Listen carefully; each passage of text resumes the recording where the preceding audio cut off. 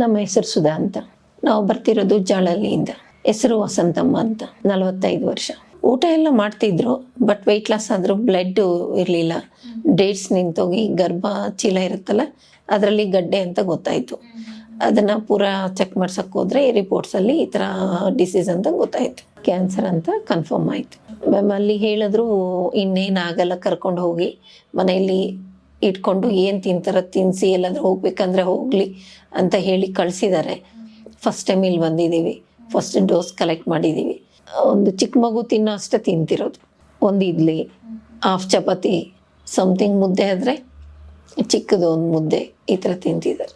ಎಲ್ಲ ಮಾಡ್ತಾರೆ ಅವರು, ಓನು ಎಲ್ಲ ಮಾಡ್ಕೊತಾರೆ. ಯಾರು ಸಪೋರ್ಟ್ ಇಲ್ಲಿವರೆಗೂ ಮಾಡಿಲ್ಲ. ವೆಯ್ಟ್ ಲಾಸ್ ಆಗ್ತಾನೆ ಇದ್ದಾರೆ, ದಿನಕ್ಕೂ ವೆಯ್ಟ್ ಲಾಸ್ ಆಗ್ತಿದ್ದಾರೆ.